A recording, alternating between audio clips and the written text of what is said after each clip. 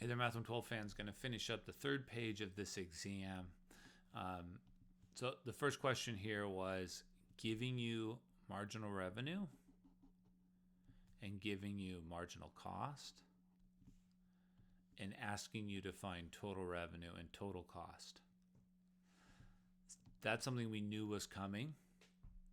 So let's remind you how that goes. So marginal revenue is the derivative of total revenue. So 62 minus 5x, and marginal cost is the derivative of total cost, 3x plus 30. So step one, we integrate. So we get 62x, and I saw too many errors here. Somebody making a mistake on that integration or making up a rule.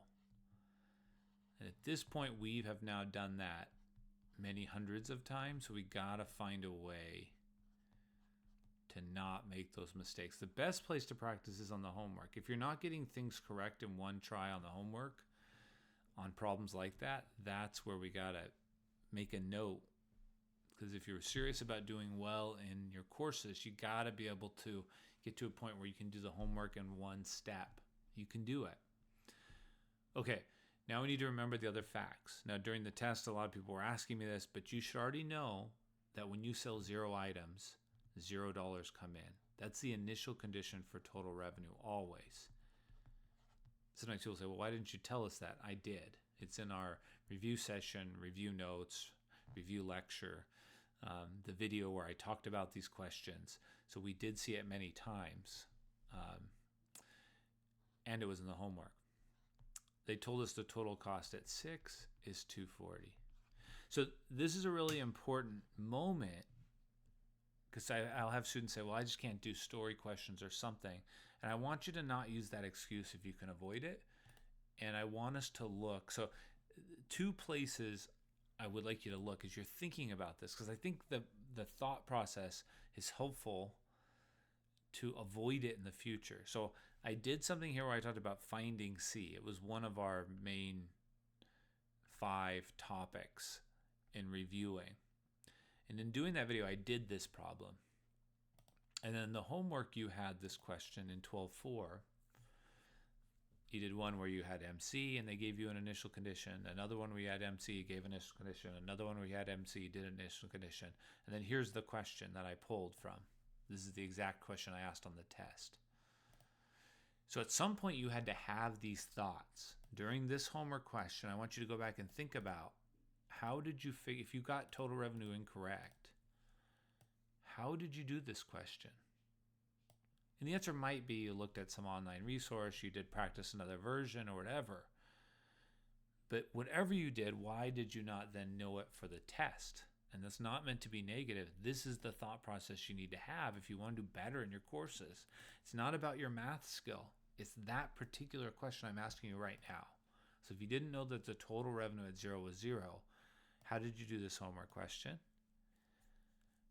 And if you did do the homework question, how did you do it in a way that you were able to leave the question without knowing that? Again, don't want that to be negative. It's just that's the important thought process that we have in these. Here's this question, we do that. Okay. And then sometimes people go, well, I don't know how to do max profit questions. You keep asking these, they're hard, I don't know what to do. That's not meant to be tricky, but you had a series of like 7 or 8 in a row back in 10.3. So you sort of have this thing of, if you did 7 or 8 in a row and leave those and you're like, I have no idea how to do them, that's when you have to stop and say, I need to go ask.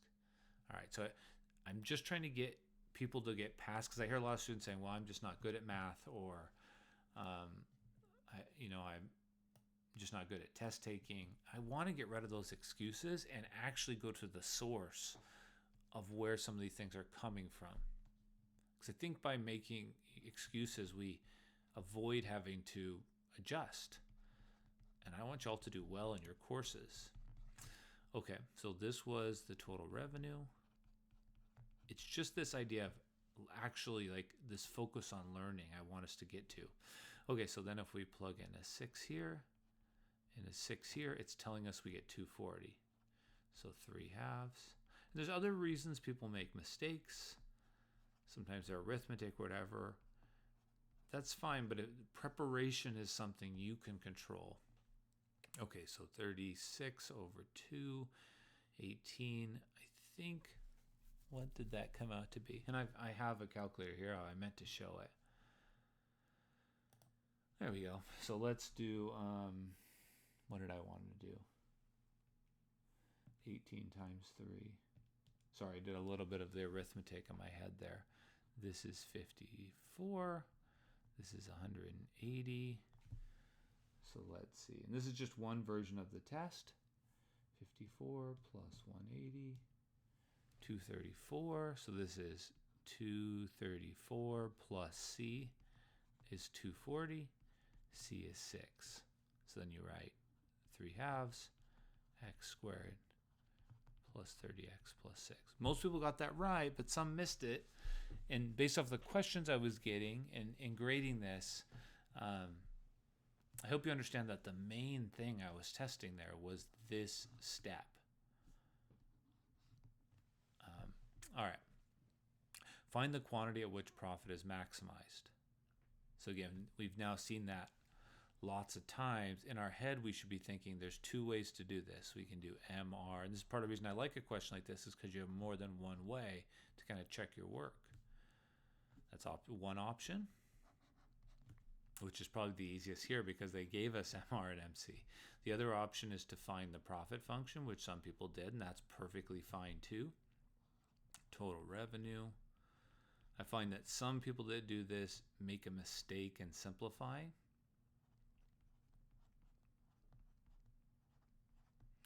So I'm going to run into my calculator here.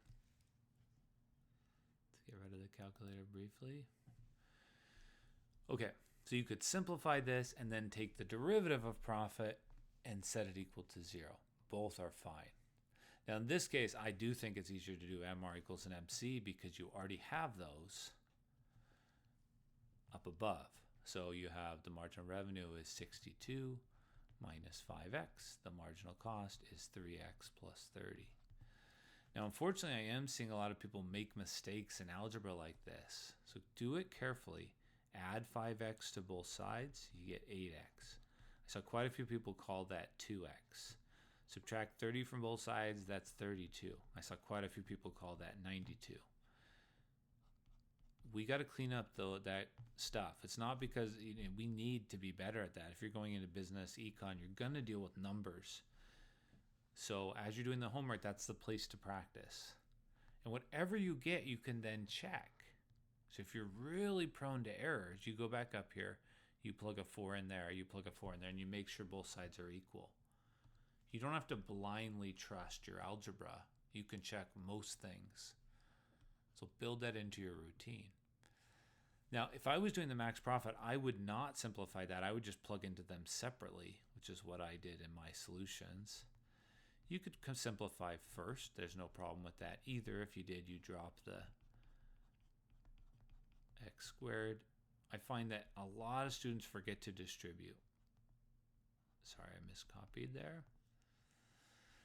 I saw various mistakes in simplifying this piece, because that's going to be minus 8 halves, so it's going to be minus 4x squared plus 32x minus 6. And if you wanted, if you had time on the final exam, which you probably will, you could take the derivative, set that equal to 0, find out you also get 4, which is great because we should have gotten the same thing, and then plug that 4 in to each one or to this whole piece. So anyways, I would do 62 times 4. There seems to be a real reluctance to compute, which makes me sort of think I should just stop and talk about computation, but we don't really have time for that. But this is going to be valuable if you're going to go into, you don't want to be afraid of a little bit of computation. All right, so let's compute here. Here's our calculator.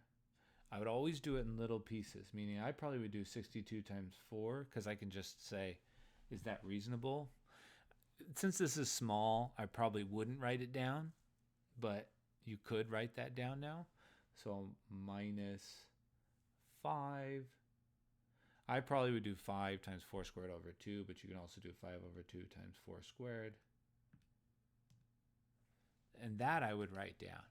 I really would. I would write it down. I don't try to hold it all in my calculator because I just feel like there's too much room for error. And if I write it down as I go, I would see if there's an obvious calculation problem. Okay, so now I'm going to do 3 halves times 4 squared, 24. This I can do, 120, 6. So that's 150.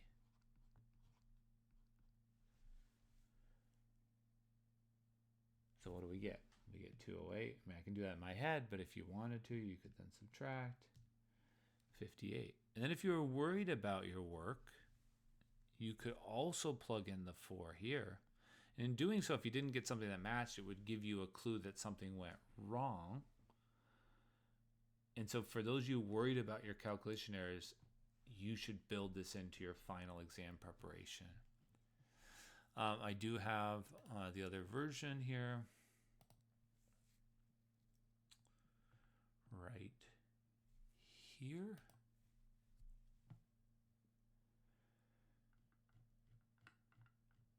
Just to make sure nothing looks off.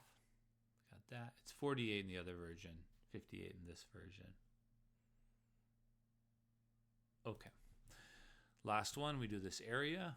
Just a reminder how that goes. We say, what's the smallest x can be? -2. What's the biggest x can be? And we had quite a few of these in the homework leading up to this. So we knew this was coming. So from -2 to 1. If you remember, when we talked about this, we said we're basically using the integral tool. The integral tool finds the area up to a graph.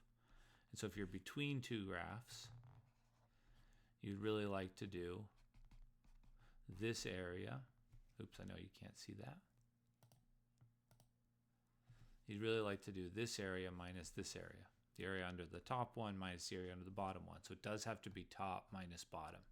So the top is 6 minus 3x. The bottom is 3x squared. Then we're off to the races. So 6x minus 3 halves x squared minus x cubed from -2 to 1. And now you're going to take your time and plug in a 1 everywhere to here. So you're going to get 6 minus 3 halves minus 1. That's plugging a 1 into all the pieces. And then plugging in a -2 everywhere.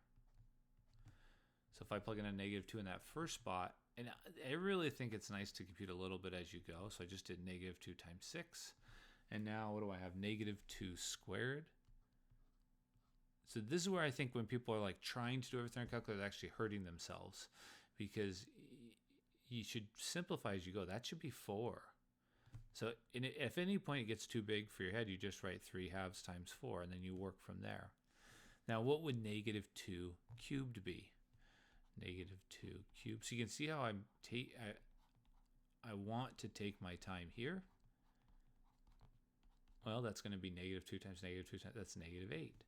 So I'm getting negative from the negative here, -8. Okay, and then I sweep through it again. So I would write 5 minus 3 halves, the 6 and the 1. I'd write minus, I think I want to clean this up a little more before I drop the parentheses. This is going to be -6 because it's 2, okay, and then plus 8.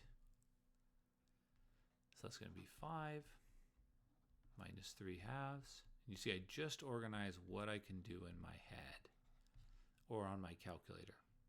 And you can see I don't really like to use the calculator. I feel like I'm more likely to make a mistake with the calculator because I will over trust it, or I'll type something in wrong.